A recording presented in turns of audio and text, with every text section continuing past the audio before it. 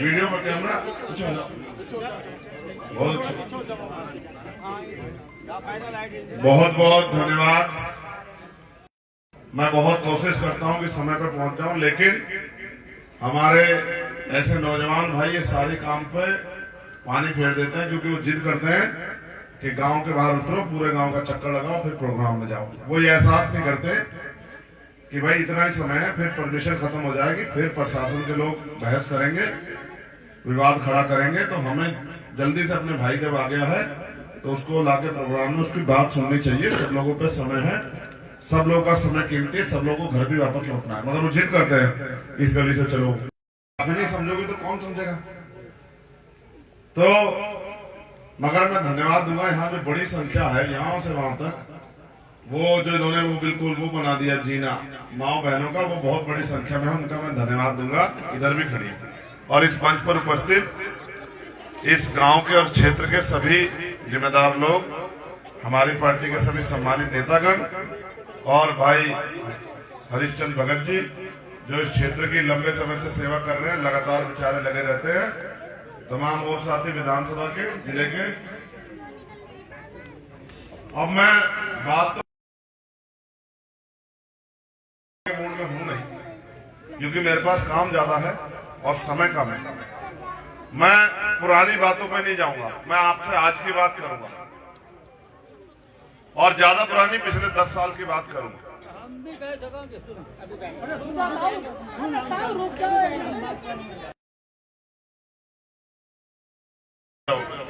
जी हम आपके आगे हाथ जोड़ के मुकरवा, आप अब दिखाई देगा, हम भेड़ भी दिखाई दे जाइए। बैठ शांत हो जाओ, शांत हो जाओ, मुस्कुराओ मत। इतने अच्छे काम नहीं किए जो मुस्कुरा रहे। ये बढ़िया बात की इन्होंने, इन्हें पता है कि मैं कौन हूँ। सब बैठ जाओ। कभी किसी गरीब के लिए लड़के देखोगे तो एहसास हो जाएगा आदमी अपने घरों तक सीमित है। आप में से कोई कितने लोग जानते हैं मुझे? हाथ उठा के बताओ। आप नहीं जानते सर? अगर आप जानते तो बात हमसे कहते नहीं। हमारा नाम है चंद्रशेखर आजाद, जो समाज के लिए 16-16 महीने जेल काट के, आपने तो मुंह उठा कह दिया 1 मिनट में दिख जाओगे। हम तो बिना बुलाए जाने वालों में से है। ये जो हमारी बहने माए बेटे, बताओ किसी गरीब पे हाथ जाती तो चंद्रशेखर जाता है नहीं जाता? बताओ। क्या मैं कोई नौकरी बिजनेस रोजगार करता हूँ क्या? मैं 24 घंटे समाज की सेवा करता हूँ। एक लाठी पड़ती है ना तो जीभ बाहर निकल जाती है। मैं 250 लाठी खा के जिंदा खड़ा हूँ, गोली खा के भी। समाज के लिए मेरी कोई व्यक्तिगत लड़ाई नहीं है। मेरे पर जितनी आपकी उम्र है इतने मुकदमे है मेरे ऊपर, वो मेरा उनमें से एक भी व्यक्तिगत नहीं है। आप कल का अखबार उठा लेना, आज के मैं छपाऊंगा मेरे मुकदमे जो मैंने नामांकन किया, ठीक है। 40 तो मुकदमे मेरे पास वैसे चल रहे हैं कोर्ट में, और बाकी कितने पेंडिंग है ये भी नहीं पता, और इनमें से एक भी मेरा नहीं है। सब गरीबों की लड़ाई लड़ते हुए। बहुत अच्छी बात कही।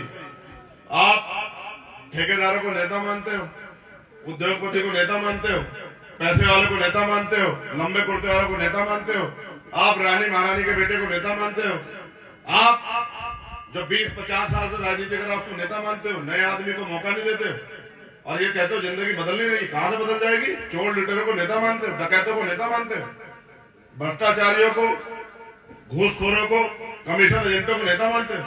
नेता कैसे होते हैं? नेता सुनो ऐसे होते हैं कि अपने 4-4 बच्चे कुर्बान किए बाबा साहब अम्बेडकर ने, जब जाके आज बैठे हम लोग मंच पे, इन्हें कहते हैं नेता।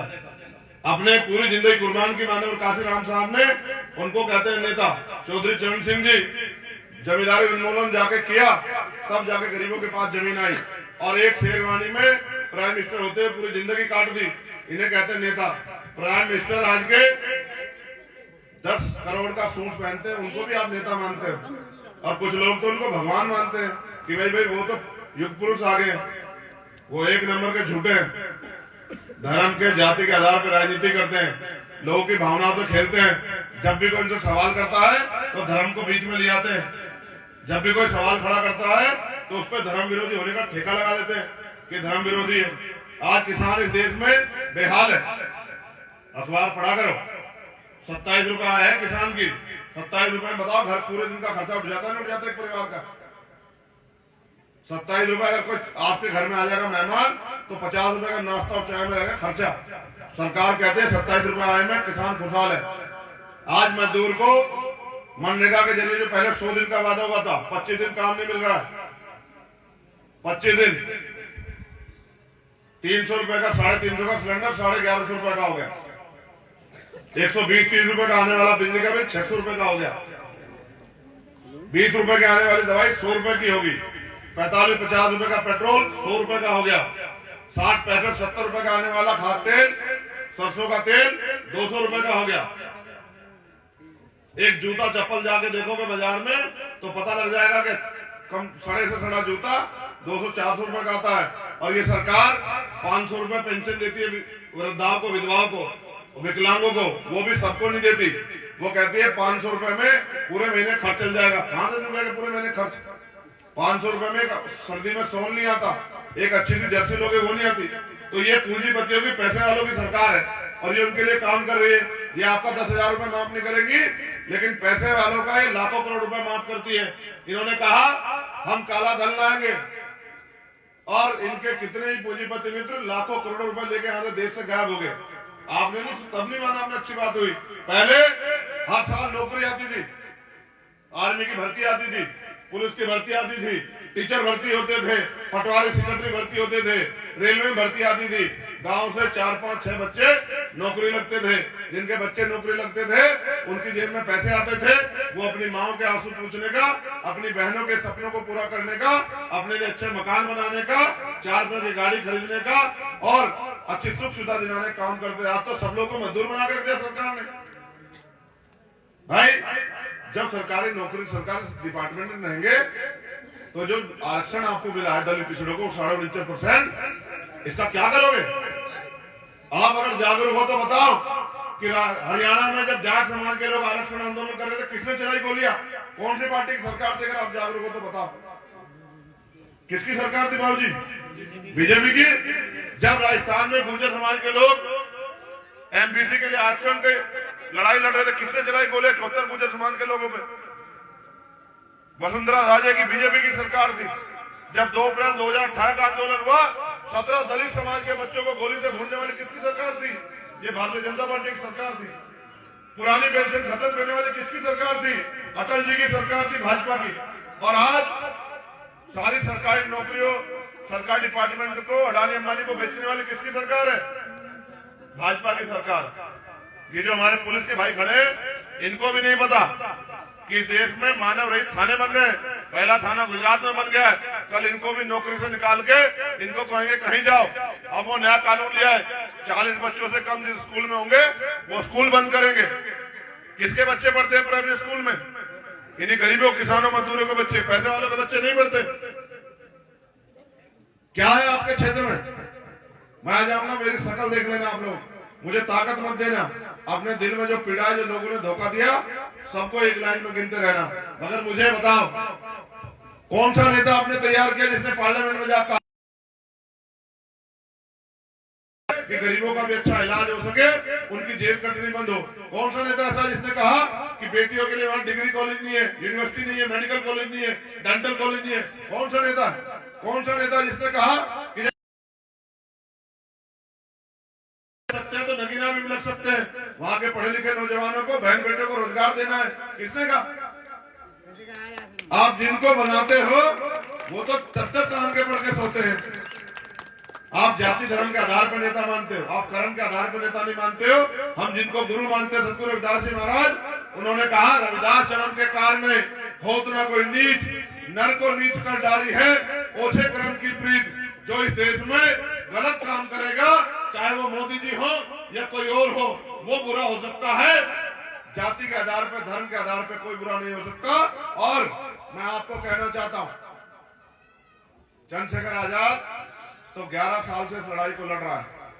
आप अगर जागरूक हो तो बताओ, जब मैं सहारनपुर की लड़ाई लड़के 16 महीने जेल में रहा, तो वो जब झगड़ा हुआ वो मुझसे 60 किलोमीटर दूर है, मेरा क्या लेना देना उससे? मगर मुझे अपने लोगों की चिंता है।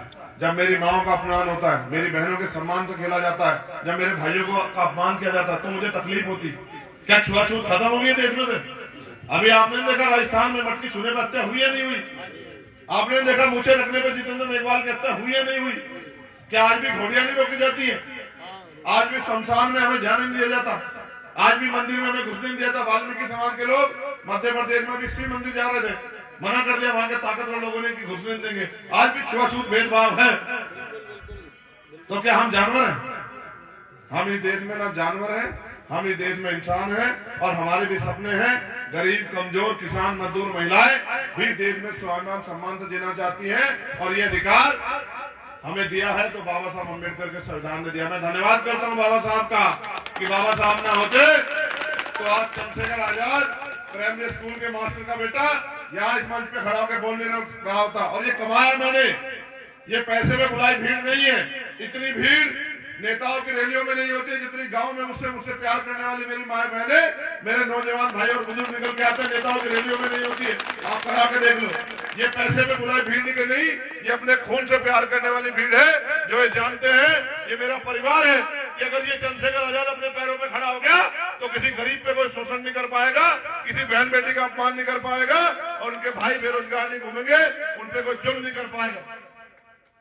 मैं जिससे भी लड़ता हूँ, मेरी जमीन की कोई लड़ाई नहीं है, लेकिन जब आप पे जुल्म होता है तो मैं आपको उस जुल्म को होते नहीं देख पाता, इसलिए मैं लड़ता हूँ। और क्यों ना लड़ूं, जब बाबा साहब हमारे लिए लड़े तभी तो आज हम यहाँ हैं। अगर हम नहीं लड़ेंगे,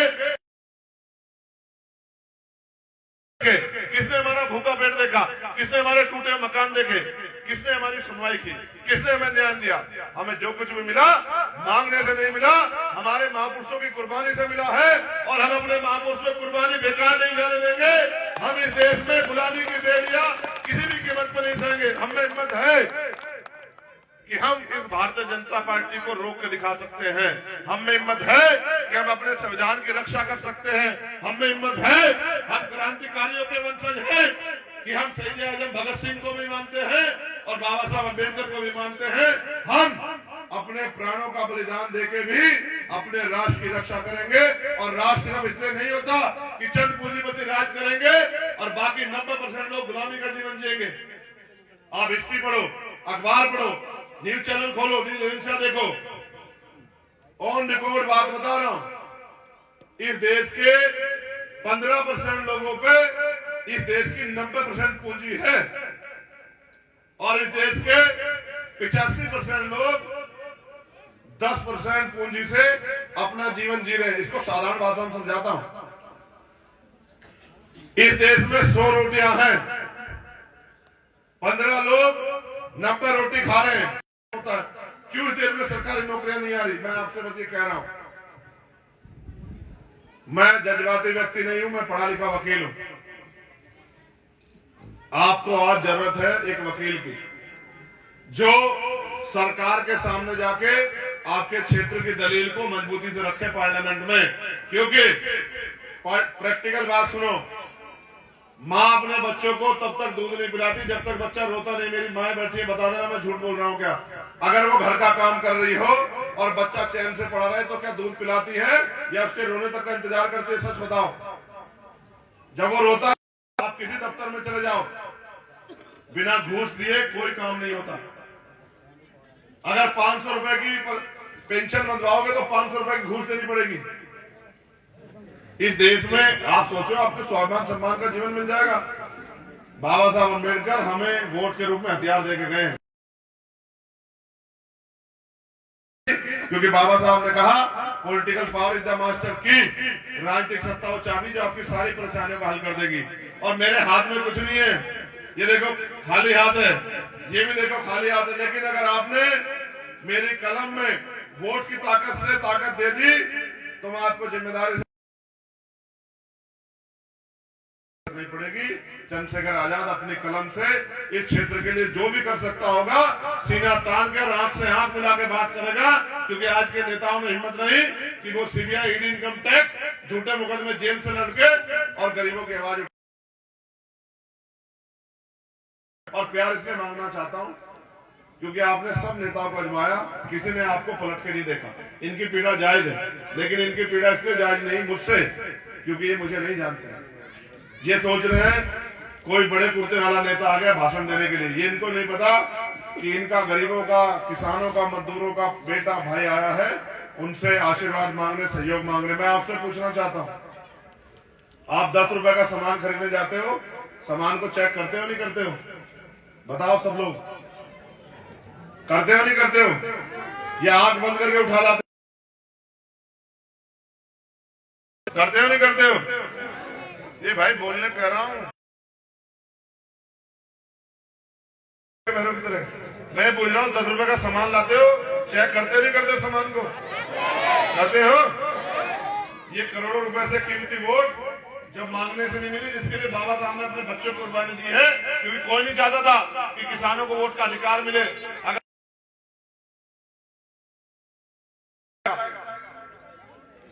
सब ये कह रहे थे वोट उनको मिले जो लगान देते हैं, सब कह रहे थे वोट उनको देने का अधिकार मिले जो व्यापारी है, सब कह रहे थे वोट देने का अधिकार उनको मिले जो पढ़े लिखे हैं। बाबा साहब अड़े रहे कि जब तक इस देश के किसान मजदूर को वोट देने का अधिकार नहीं मिलेगा, उसकी कोई गिनती नहीं करेगा, उसकी कोई सुनवाई नहीं करेगा। सोचो, अगर ये अधिकार हम पे नहीं होता, हमारी बस्ती में आता कोई? जो 5 साल में वोट देने आते हैं, वो वोट देने के बाद आते क्या? हमें देखो, हम ना किसी की जाति से घबराते ना धर्म से। हमने 13 महीने किसानों की लड़ाई लड़ी, बहुत सारे किसान चद्दर तान के सोए हुए घर में, और हमने रात रात भर जाके 13 महीने किसानों की लड़ाई लड़ी, उनकी आवाज बनने का काम किया। जब पहलवान बेटियों को जाट समाज की बेटियां बता के उनको अपमानित करने का काम किया, बहुत सारे समाज के नेता सीना तान के भीम आर्मी के साथ जाओ मैं तुम्हारे साथ हूँ, अकेला मत समझना। और जब जब दलितों पे गए, पीड़न हुआ, पिछड़ों पे, आदिवासियों पे, अकेला चंद्रशेखर भीम आर्मी को लेकर खड़ा था कि घबराना मत। 69,000 शिक्षक भर्ती में 20,000 पदों पे घोटाला हुआ, 800 नौकरियां छीन के यहाँ आया हूँ। इन्होंने रात में, सरकार के लोगों ने मेरी 5 गाड़ी तोड़ दी। आपने देखा होगा टीवी पे भी और फोन में भी। इन्होंने रात को खड़ी मेरी 5 गाड़ियां धोखे से आके तोड़ दी।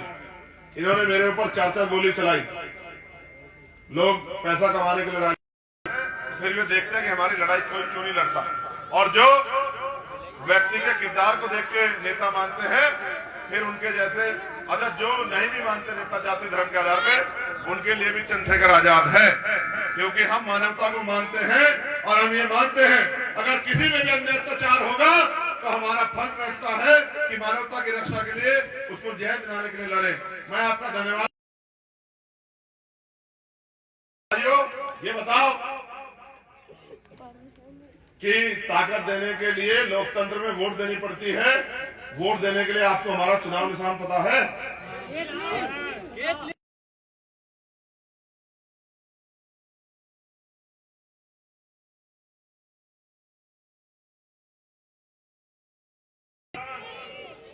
ये देखो,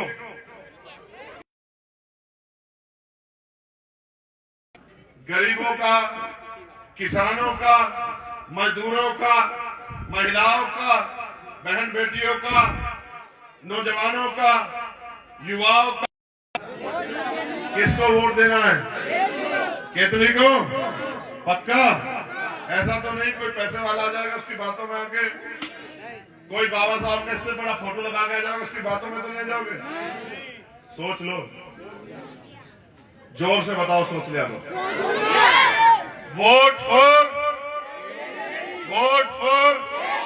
हमारा निशान, गरीबों का निशान, नौजवानों का निशान, किसानों का निशान, युवाओं का निशान, बहनों का निशान, संविधान बचाने का निशान।